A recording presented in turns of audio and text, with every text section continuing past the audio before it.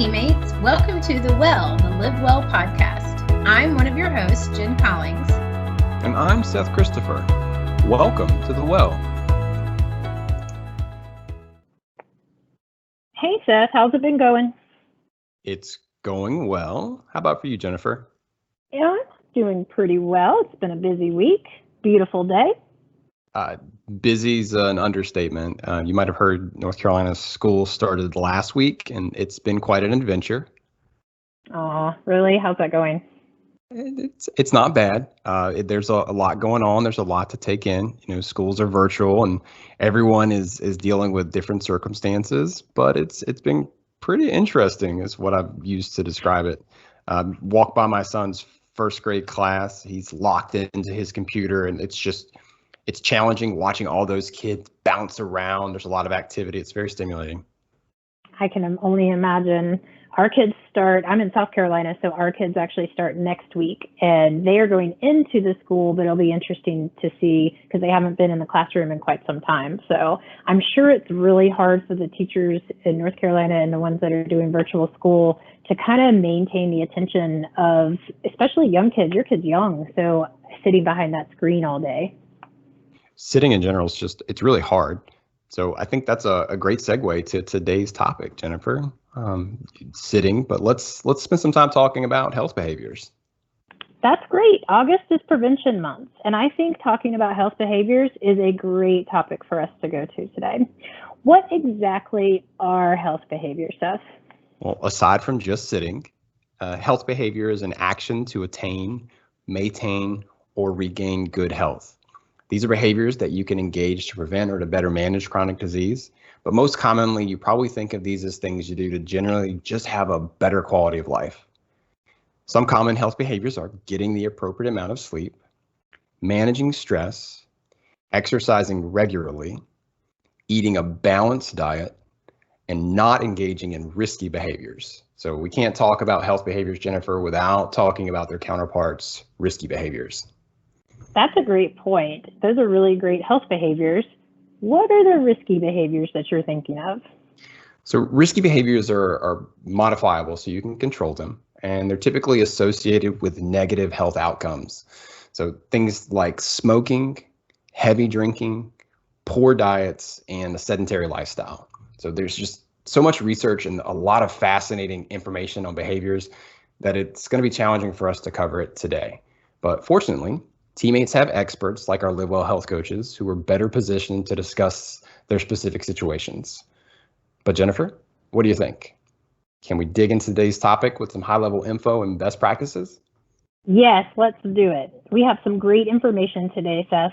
We also have a special guest on our podcast today to talk to us all about nutrition and how nutrition can help us lead a healthy life. But first, let's talk about some basic guidelines for healthy behaviors. All right, I'm excited. Two of my favorite things, special guests and food. What's not to be excited about? Absolutely. As we talk about healthy behaviors, we're going to jump right into stress management. So we all know that long-term stress can lead to health problems. Key here is to prevent or manage stress because that can help lower your risk for chronic conditions. So it's important to find ways to manage stress that work for you, since really stress is inevitable. Stress is inevitable, especially in the times we're living in now. I'm glad that LiveWELL has the resilience page. So for teammates who haven't checked that out, there's a lot of great resources. I personally to taken advantage of several just to help me to manage my day-to-day stress. There's also the midday meditations that we can take advantage of too. So a lot of great resources to help with the stress management piece here. That's right. Let's also talk about smoking, or rather not smoking. So this speaks for itself. At the end of the day, we don't want to smoke. It increases risk for all those little diseases we talked about, heart disease, cancer. So just don't smoke. The next behavior would be sleep. So sleep is very important to our overall health. The National Sleep Foundation recommends 7 to 9 hours of sleep most nights of the week. 7 to 9. I don't know if I've ever gotten 9. I'm fortunate that I'm in kind of a groove after, my kids have grown up a little bit, that I'm getting 7 hours. There was a time, Jennifer, you could probably you probably feel the same way. There was probably a time in life where you're getting 3 to 4 and that was the norm, but those are long gone at this point. That's right. I remember those days. But it's interesting because we talked about stress and we talked about sleep. So these go hand in hand. If you don't get enough sleep, you may not be able to manage your stress. But if you don't manage your stress well, you may not be able to sleep. So a lot of these behaviors kind of go together to help lead to that overall healthy life. It's almost like a vicious cycle, or it could be Absolutely. a good cycle. That's right. All right, so let's talk about recommendations around healthy eating and physical activity. So a healthy diet can help adults live longer and lower the risk of obesity, heart disease, diabetes, and certain cancers. So we hear that all the time, eat healthy, but what does that look like and what does it mean? The bottom line is eat a variety of fresh foods. So not processed, not packaged, but a variety of fresh foods. Vegetables, it's recommended that we get 2.5 cups a day. Fruit would be 2 cups. Grains for women, 5 to 6 servings, and for men, 6 to 8 servings, with at least half of all those servings coming from whole grains. For dairy recommendations, this varies on age, but from around 2 cups to 3 cups, depending on if you're a young child, 2 to 3 years, or if you're an adult.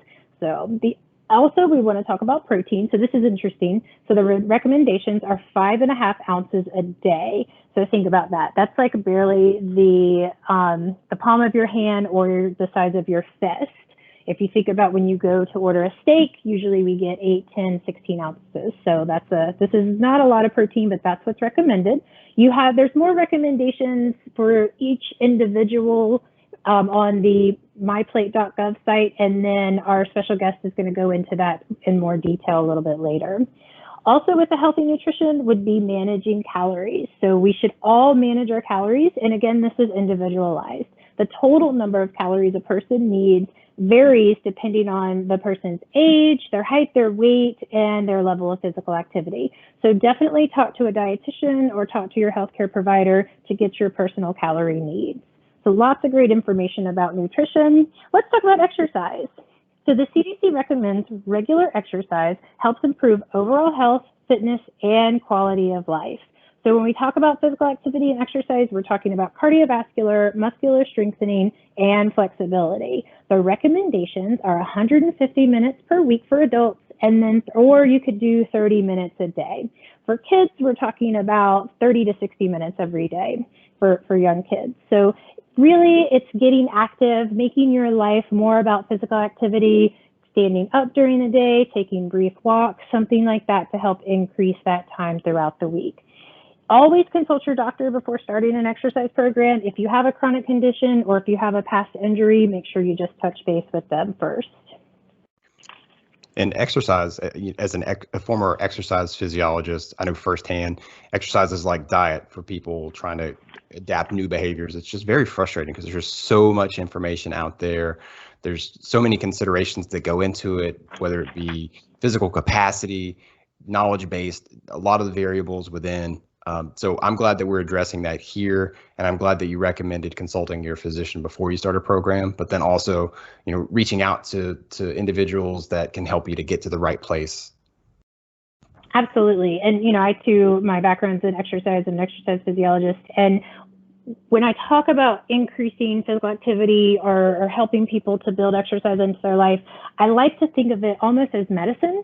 So not a separate thing that they have to do, but it is part of their daily life. So exercise is medicine. We know that it does help us to increase our overall fitness and overall health. So nice to be able to not separate that and have it be built into one's life. So lots of great information. Seth, let's go to some fast facts. What do you have for us today? All right, fast facts. Fast fact. 90% of the nation's $3.5 trillion in annual healthcare expenditures can be attributed to those with chronic and mental health conditions. Now, this figure accounts for both direct and indirect cost assumptions, looking at loss of productivity as well. Fast fact, 60% of Americans have at least one chronic disease and 40% have 2 or more. Fast fact, a sedentary lifestyle has been linked to 23% of deaths from major chronic diseases. In fact, studies show that men and women who are physically active have, on average, lower mortality than people who are inactive. Additionally, studies show that dietary factors are associated with 4 of the 10 leading causes of death, including coronary heart disease, stroke, some forms of cancer, and diabetes. Fast fact, teammates, there's hope. The CDC estimates that eliminating poor diet, inactivity, and smoking could prevent as much as 80% of heart disease and stroke, 80% of diabetes type 2, and 40% of cancer. I've got my last fast fact for you, Jen. Less than half of residents in North Carolina, South Carolina, and Georgia collectively have self-reported that they actually meet the CDC recommendations for both cardiovascular and muscular fitness activities. I'd like to see that number come up. So what exactly did we learn from Fast Facts today, Jen? Well, we learned that chronic conditions cost us a lot of money. We also learned that good diet and physical activity seem to be really good ways to decrease this cost burden and also to help us to be healthy. You're quick. Way to put all that together. Thanks. You had some great fast facts there. Very interesting. All right. How about we bust some myths? You ready to do some Mythbusters? Let's go, Mythbusters. All right. Myth number 1. Alcohol, especially red wine, is good for the heart. So that's the myth. Here's the fact. Jen, say it's not true. I know. Just wait. Well, studies have shown red wine contains healthful antioxidants. That's where this myth kind of came from, because it does contain helpful antioxidants. Increasing your alcohol consumption can hurt your blood pressure as well as your waistline. Wine and alcohol are not a nutritional supplement. So an entire bottle isn't going to prevent heart disease and could cause other problems. So the American Heart Association recommends drinking alcohol, and here's the key word here, in moderation. Okay, so what does that mean? So moderation could mean different things to different people, right? But they do make a recommendation. So 1 drink per day for women, and up to 2 drinks per day for men who are under the age of 65. So that's really important, because I think it's interesting. I have heard, my clients, and I'll say, well, wine's good, I'm going to go drink a bunch. Well, again, it's a dose response. So we're not talking about a whole lot here, just a little bit. And, we also recommend, if you're not someone who drinks alcohol now, don't start drinking just because of, it could be good for your heart. There are other things you can do that are better for your heart. Like exercise. That's right. All right. Myth number 2. I love this one. You're going to like this one. Fat can turn into muscle, and muscle can turn into fat. So here's the fact. You can burn fat and build muscle, just like you can gain fat and lose muscle. But it's very important to understand fat and muscle are 2 different types of tissue. So you can't turn one into the other. And this is kind of where this comes from, is people think that they can switch it, but you can't. And when you lose weight, or if you stop exercising and you lose mass and you may think you gained, your waistline goes up, you didn't just trade one for the other. You just gained fat and lost some muscle. So this is a great one to understand. Also helps kind of reinforce that we should always be having a baseline of physical activity in our lifestyle. So have you heard that myth before, back in your exercise days? Even to this day, yes. Yeah. So. And Jennifer, we've covered a lot of really good information. Honestly, I don't think many of our listeners, our teammates, will find any of the myths that you busted or the facts that we've talked through hard to believe. I think the perspective and the stance is, I know what I need to do. I just don't know how, or I don't know how to get started. So I'm hopeful that we can provide some additional quick tips, and maybe our guests can help walk through, knowing and actually doing, and how we can get started. That is a great point, Seth. We have talked a lot today about why we should have healthy behaviors, but how do we get started? I have a few ideas which we'll get to, but I agree. Let's see what our guest has to say first. So joining us today is Tara Cox. She is also part of our LiveWELL team. Tara joined Atrium in December of 2019 and is a registered dietitian nutritionist with 20 years experience in outpatient nutrition, program development, and corporate wellness. She'll be talking to us today about nutrition for prevention of chronic diseases.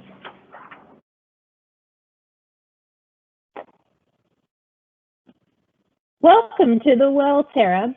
We are excited to have you on our show today to talk with us all about nutrition. Thanks for having me. I'm excited to be here. What we'd like to do is kind of start out by talking to our listeners about some easy and basic recommendations that we can make for our nutrition for good health. So for basic recommendations, I think a good starting point is always the dietary guidelines for Americans. These are updated every 5 years. The current edition is 2015 to 2020. And if you go online and search for Choose My Plate, you'll see a nice visual representation of what a balanced diet looks like. It talks a little bit about food groups, proportion and portion size. And considering that about more than half of US adults have one or more preventable chronic diseases, many of which are related to poor diet and not enough exercise, I think it's a great general resource for the population. Now, when we start to talk about individuals, nutrition is something that should be very individualized, especially if somebody has a health condition, a chronic condition like diabetes or high blood pressure or high cholesterol. You definitely want to enlist your healthcare team. So talk to your physician or maybe to a registered dietitian and nutrition about what your specific needs are. Terry, you've made some really strong recommendations. Sounds like there's some nationally recognized guidelines. It doesn't sound like I should be using Google, does it? You know, the problem with Google and the internet is that everyone is an expert online. But I always want to remind people that what worked for one person may not work for you. You can definitely garner those stories for inspiration and maybe to kind of get your thought process going about what direction you want to go in, but definitely make sure that you're consulting with a true expert. That's very good advice. Thanks for clearing that up for me and for all of our teammates out there. That's great. So as we continue to talk about healthy behaviors to prevent chronic disease, can you talk now about what we should or should not be eating to try to prevent disease? Absolutely. And I love that you said what we should be eating, because I think a lot of times people focus on what they have to give up in order to have a healthy and balanced diet. And really, there are so many more things that we need to add great nutrition to our diet, to add variety to our diet, and to prevent chronic disease. There's 5 points I want to make, and I'll kind of walk through those in more detail. But number one, eat plant-based as much as possible. Choose quality fats. Look for sources of probiotics. Look for high fiber prebiotics to include in your diet. And then finally, let's talk a little bit about using fresh herbs and spices and reducing the sodium. So starting with plant-based, you know, we want to have a plant-based diet. So the majority of the foods in your diet should come from a plant source. A lot of times people think fruits and vegetables, salad, but it goes beyond that. We want to also include beans and legumes, which are good sources of plant-based proteins, and nuts and seeds, which have protein and those quality fats that we talked about.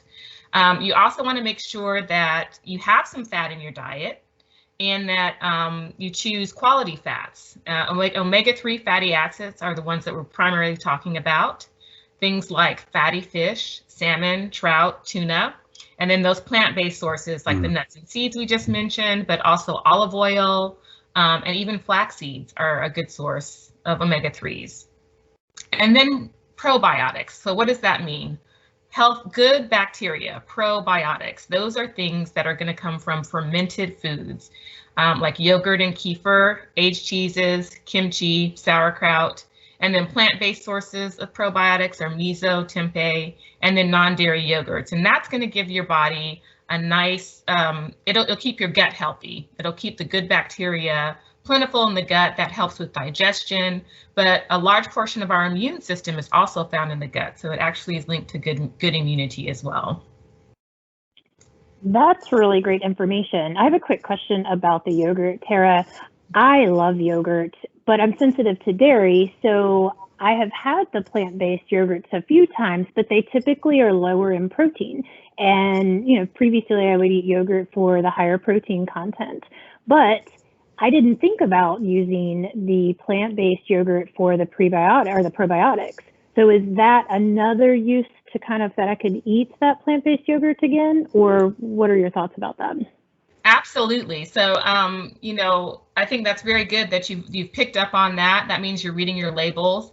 And, you know, some plant-based yogurts are going to have a little bit of protein, probably the ones that are soy-based, because soybeans actually have a good source of protein. But some of the other ones, like the coconut milk-based or, you know, the almond milk-based ones, they are going to be lower in protein, but they will have that live culture. And you also want to make sure you're reading the labels to see if it has a live and active culture in the yogurt.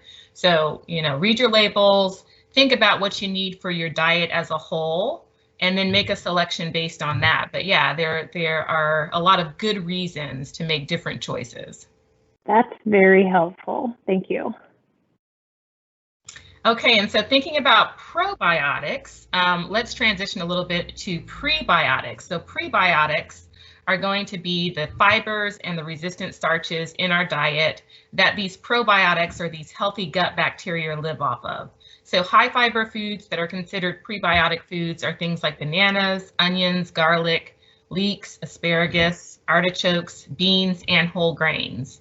So you want to make sure you get plenty of those. That'll help populate your gut with healthy bacteria and keep that healthy gut bacteria sustained. Tara, you said two words I want to go back to. You said fiber and you said starches. I think those are two words we don't mention when we talk about low carb diets. I think we actually try to avoid them. So what are your thoughts about low carb diets and how we might be able to intake fiber, starches, overall? What are your takes? Sure, that's a really good point to make. So fiber is a type of carbohydrate, right? But it's a type of carbohydrate that our bodies don't digest. That's why, but that healthy gut bacteria does use that as an energy source. So they digest the bacteria, the high fiber. In terms of low carb diets, you also hear a lot of times saying things like net carbs, right? So since our body is not digesting it into calories, it doesn't contribute towards net carbs for people that are following the low carb diet. Now, in terms of the safety of low carb diets or the effectiveness of them, there is some research to show that they are effective with weight loss in the short term. And the American Diabetes Association just recently made a statement that low carb diets can be an option for people to manage their diabetes. But I do want to make a point here, because in that statement, they are really referring to diets that have less than 130 grams of carbohydrate per day. So a lot of times when people think low carb, they're thinking no carb. But 130 grams is actually a pretty significant amount of carbohydrate. It's a little bit more sustainable and easier to achieve.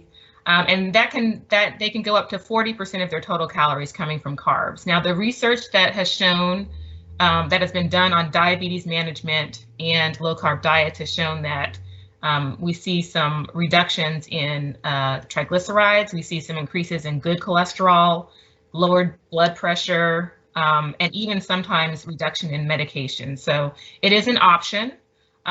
There's also research to show that vegetarian diets can be an option for people with diabetes. So again, that goes back to that individualized approach, really choosing a diet that's going to be enjoyable and sustainable for you. I love how you phrase that, choosing a diet that's enjoyable and sustainable. It sounds like low carb doesn't mean no carb, but there is some efficacy for it as long as you're doing it in conjunction with your care team like you recommended. So really great points. Thank you. And so, yeah, so that's, let's talk a little bit about my final point, thinking about chronic conditions and high blood pressure. A low sodium diet is one of the recommendations. And so a good way to still have a little bit of flavor in your meal plan is to use fresh herbs and spices to spice your food instead of salt. Okay, so the recommendations for sodium intake for somebody who doesn't have high blood pressure, 2,300 milligrams a day is the recommendation for adults, and that's about a teaspoon a day. So it's not a lot of salt. Now, if you have high blood pressure, for people that are older, and as well as for African Americans who have a higher risk for high blood pressure, the recommendation is closer to 1,500 milligrams per day, and that can really add up quickly, especially if you're using any type of like processed foods or commercially prepared foods. Herbs and spices are going to be nutriently dense, plant-based foods that you can contribute to your diet, and many of them are linked to reductions in inflammation. So chronic inflammation. So inflammation as part of our immune system is good, but chronic inflammation is bad. So turmeric, cumin, those have all been linked to lowering inflammation. Cinnamon has also been linked to lowering blood sugar. So they all have some health benefits beyond just seasoning foods. I love that you talked about that, and especially talked about reading food labels in regards to salt topic, because there are so many hidden salts in the foods that we eat, especially those processed foods. And 1 teaspoon is not a lot. And it's not just the teaspoon that you put on your foods, right? It's total for the day. Yeah. That's lots of great information and tips, Tara. Thank you so much for sharing. Just before we close out our interview, Tara, just as a background, you are a registered dietitian. You've given us a lot of great information about potential opportunities for improving our diets and behaviors that we can take on here. Do you have any last tips? You know, the question we get from teammates is, yeah, I know what I should be doing. It's really how I should do it, or you know, I don't really know how to get going, how to get started, how to implement the behavior, as opposed to just having the knowledge base. Any tips that you can provide for teammates who are struggling to get to that next step to start to put some of these tips you've provided in motion?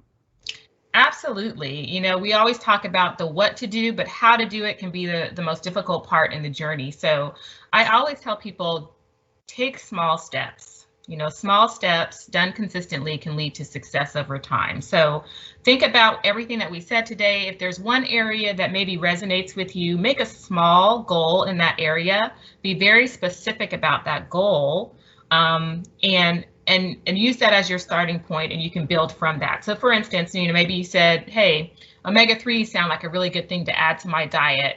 I like walnuts. Maybe I'll just make sure to have a tablespoon of walnuts every day. So that's a very small change that you can incorporate into your diet. It's measurable, it's easy, but don't be afraid to tweak it if you need to. So you may at some point get tired of walnuts. Well, there are so many other sources of omega-3s. You can look at incorporating some of those other sources into the diet, or doing a combination approach. So definitely feel like you can tweak that goal as you go along.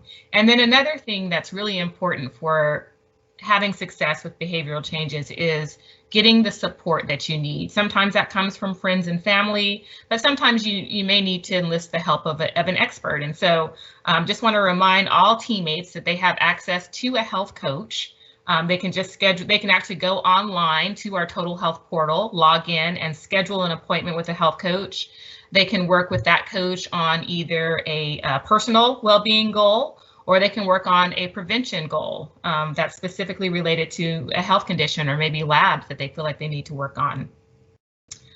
In addition to that health coach resource, many teammates that are on the MedCost plan can work with a registered dietitian, nutritionist through our health system. Now that is for people that have a qualifying health condition, and they would receive up to 6 sessions of medical nutrition therapy per year through their MedCost plan. You do have to get a physician's referral for that, but if you go online to the LiveWELL website, you can find information about locations for outpatient nutrition therapy, as well as how to get that physician referral. That's great. And we will link in the comments on our channel when we post today's podcast. We'll link to the LiveWELL page. We'll also link to the Total Health portal. So This has been so great, Tara. Thank you so much for being here and talking to us all about nutrition. I love that you talk about small steps just to get started. We have lots of resources. So thank you so much for taking the time with us today. Oh, thank you so much for having me. I enjoyed it. That was such a great interview, Seth. What did you think of that? Such great information. Tara's so poised and I think really reinforces a lot of great points. But also when we talk about the habits, you just spot on. Love that interview. I love all the recommendations she put in for actual types of foods to eat. I thought that was a really great addition that she gave us there. Yes, I think she probably busts a couple of bubbles like you do with your Mythbusters, excuse me. Yep. All right, so let's get to some LiveWELL happenings. We have lots of stuff going on as usual, but I think we can burn through these pretty quick. What do you have for us first off the bat? So what's happening in LiveWELL? Well, first off, don't forget, teammates, the incentive deadline is October 12th. There's only 6 weeks left to complete your incentives as of time of this recording, so get on it. Great, that's great advice. I have 2 different things that are coming up. We've talked about them before. The Fall Health Challenge will be coming up quickly on September 21st. That will be at our Total Health portal, so you'll be seeing some more information come out on Yammer and on how you can get involved. The other thing that's coming is ClassPass, which we've talked about. This will be launching officially on September 14th. We will be doing an happy hour. As soon as we get the date for that scheduled, we will put that out through Yammer, and also we'll talk about it here on the next podcast. And last but certainly not least, don't forget open enrollment is coming October 20th to November 3rd. Be on the lookout for more details coming soon. I can't believe you're talking about open enrollment. We are getting here to the end of the year. That's crazy. Time flies when you're having fun. Speaking of time flying, Jen, we're at the end of our show. So what did we learn today? We learned so much stuff. We learned how a healthy diet and healthy nutrition can help us to lead healthy lives. We learned the recommendations for exercise. Remember, 150 minutes a week. We also learned that sleep and managing stress can help build a healthy lifestyle overall. That's awesome. Teammates, want to share how you live well? Have your story shared on our next podcast by posting on LiveWELL Yammer page using the hashtag #ILiveWell. That's #ILiveWell. Our next podcast topic, we will be talking about men's health. That podcast will be airing on September 10th. And don't forget to visit the LiveWELL website for more info on managing stress, working with a LiveWELL health coach, and information on connecting with a dietitian. Our resources are listed at the end of the show, and we'll add links to the programs discussed today in the comments on our Streams channel. Looking for more things Live Well? Not following our Streams channel yet? Search the Well on Streams in Office 365 or find us on the LiveWELL website to access all our content. Thanks for listening to The Well today. Stay safe and live well.